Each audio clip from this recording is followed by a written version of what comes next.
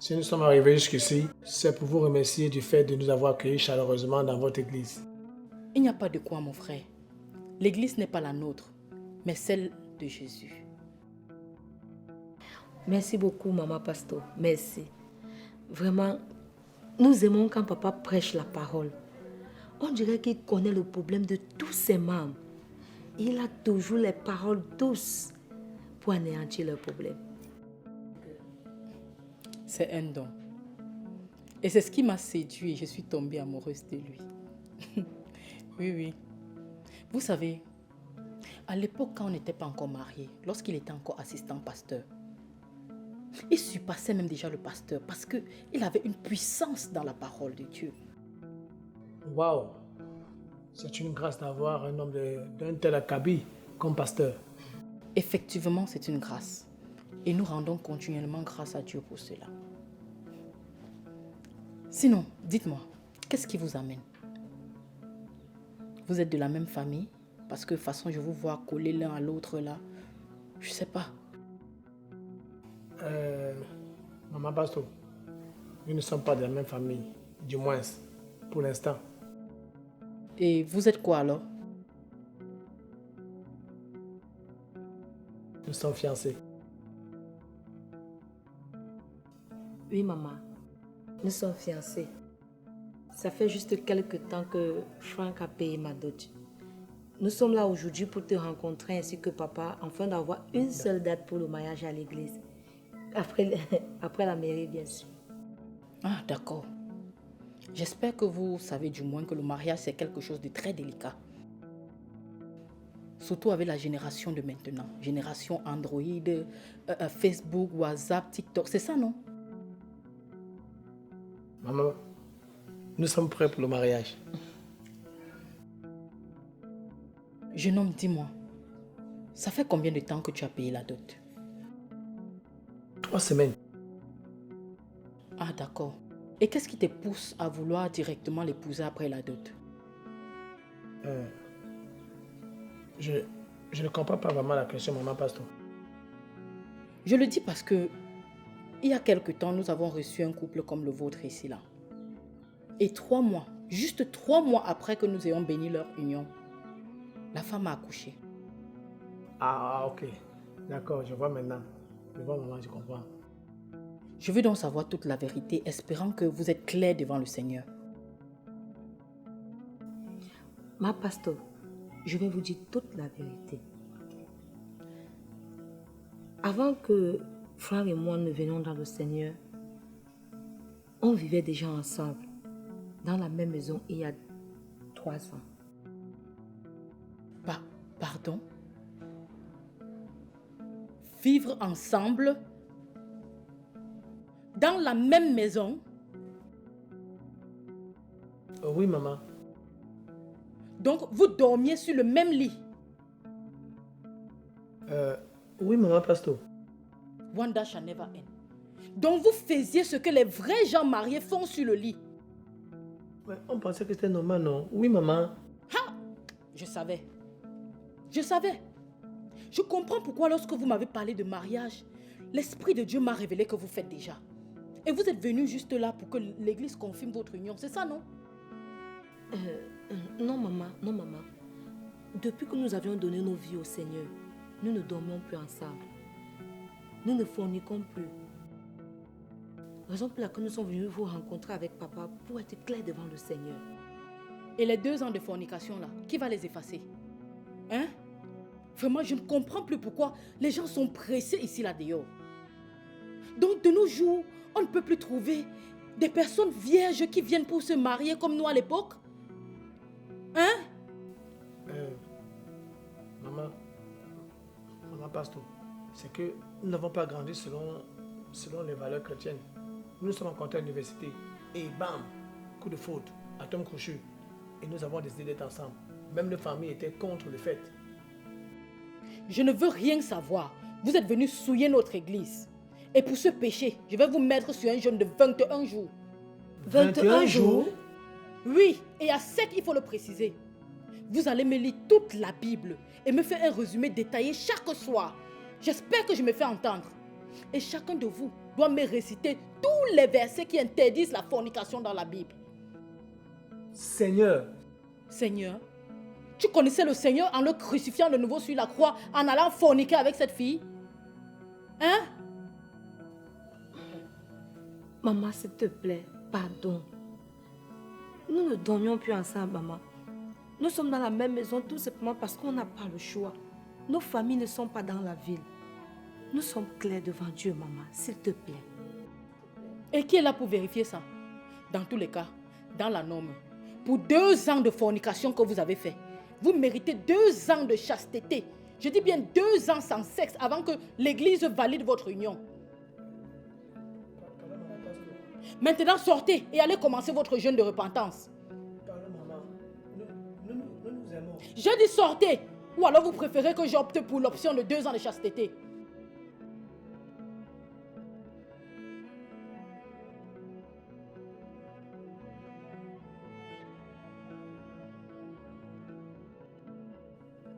Ça.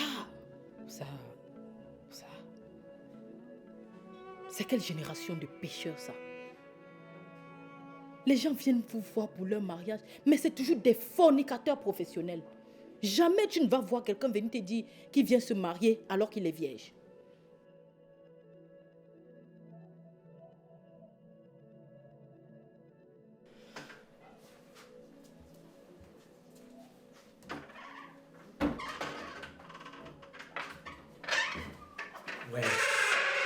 Ouais.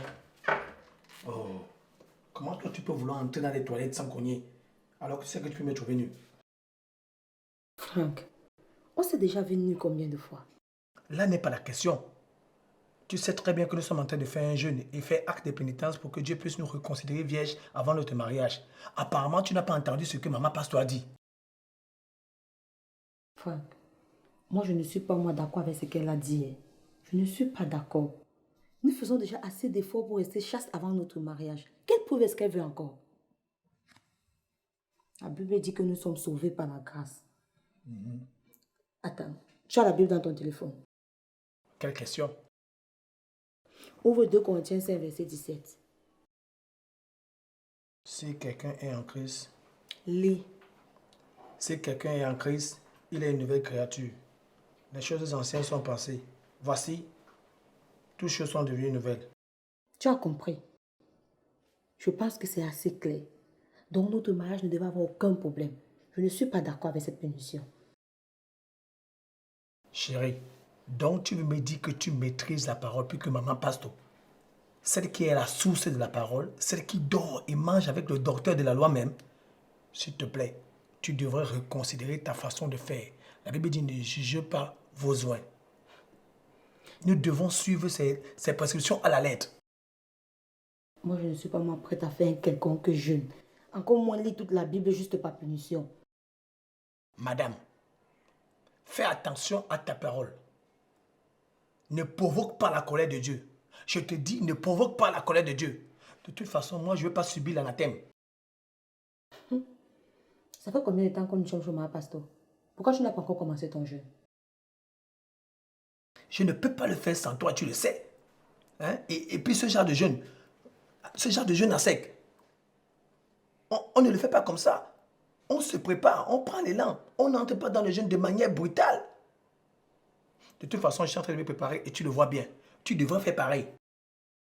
Assez parlé. Je vais m'apprêter pour aller chez ma copine. On se voit au retour. Bonne journée. Merci, bonne journée à toi aussi.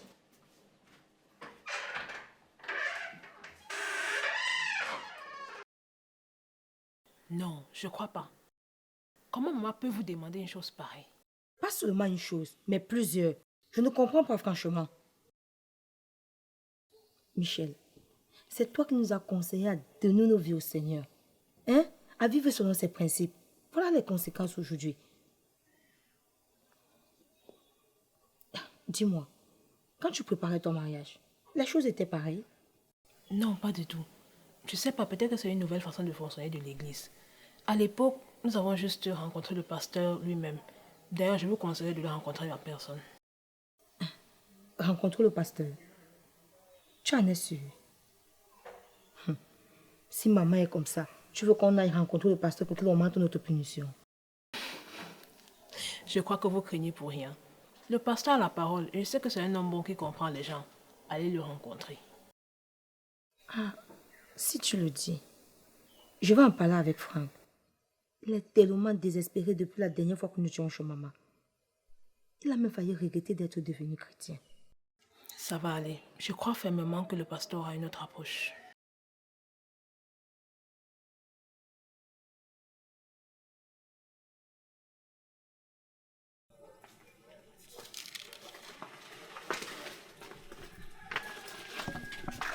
Oh chérie, c'est pas de retard.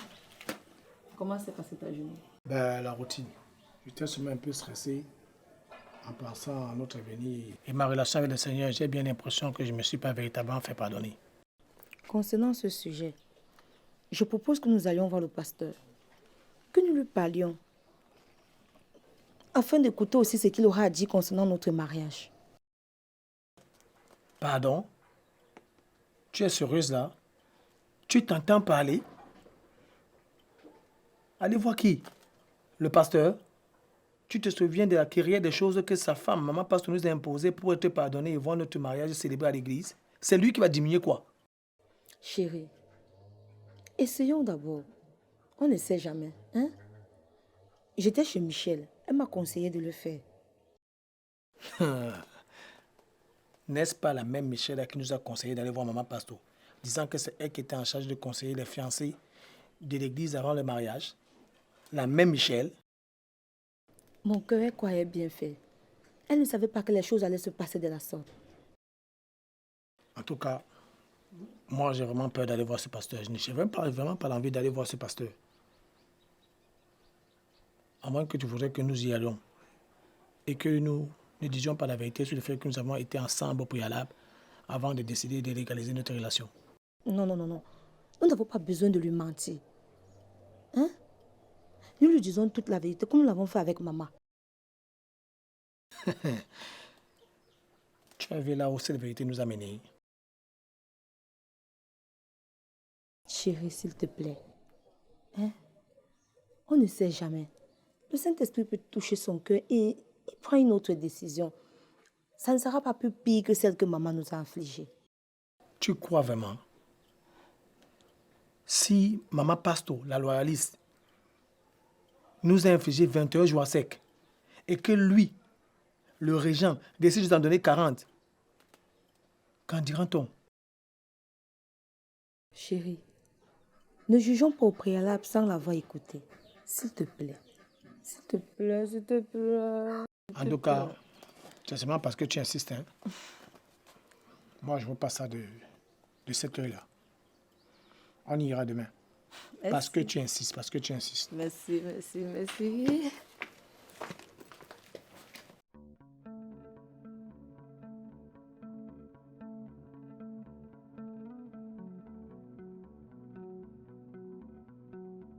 Ah, vous êtes déjà là, mes enfants.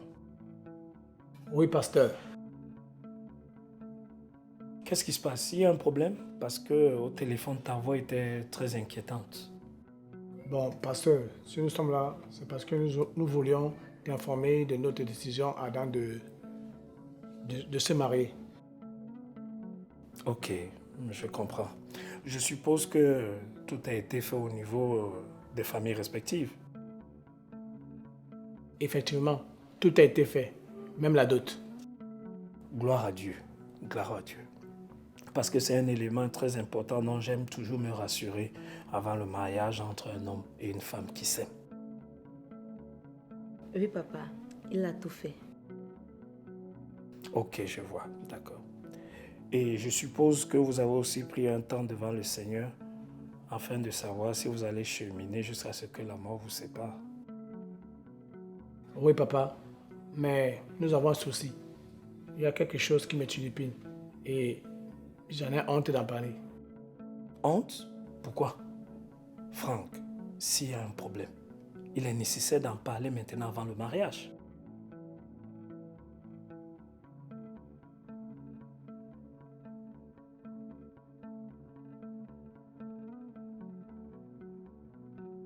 Pasteur, c'est qu'avant de prendre cette décision de nous unir, nous vivions déjà ensemble. Je ne comprends pas. Vivre ensemble comment? En fait, nous étions déjà ensemble près de 3 ans. Et c'est quand nous avons donné nos vies au Seigneur que nous avons décidé de légaliser les choses. D'accord, je vois. La Bible dit dans Proverbe 28, verset 13, « Celui qui dissimule ses fautes ne réussit pas, mais celui qui les confesse et les délaisse trouve de la compassion. » Félicitations, Franck.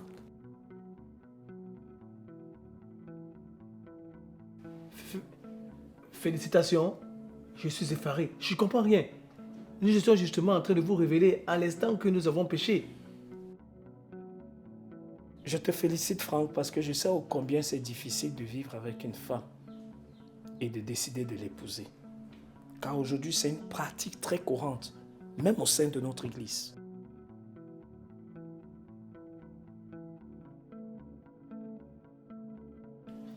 Merci beaucoup, papa. Vous savez, avant d'épouser ma pasteur, nous avons connu ça. Nous avons vécu ensemble. Hein? J'étais déjà diacre et elle était chantre. Nous vivions déjà ensemble et personne n'était au courant à l'église. Wonderful. Oui, je comprends votre réaction. Vous pensez que les pasteurs sont tombés du ciel? Non. Nous avons vécu ensemble pendant 4 ans et elle est tombée enceinte de notre première fille.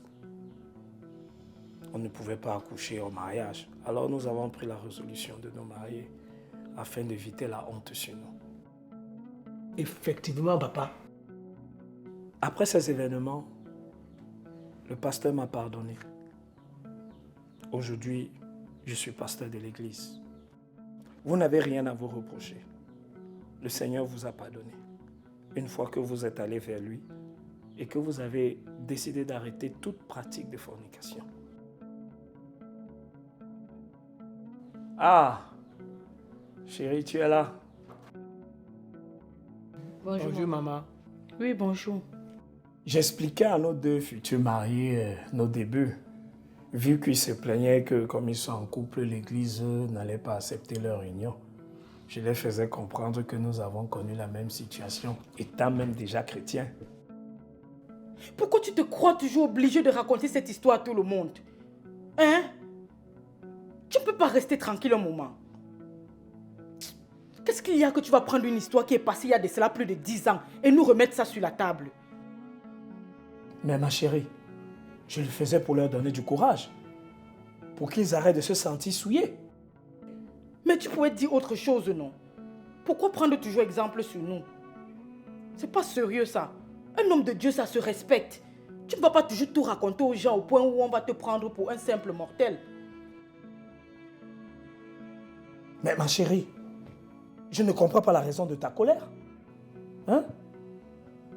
Écoutez les enfants, retrouvons-nous demain au bureau. On va continuer la discussion sur les préparatifs de votre mariage.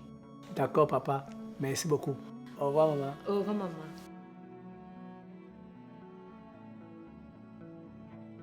Ta-da, ta-da, ta-da, ta-da, ta-da, ta-da, ta-da.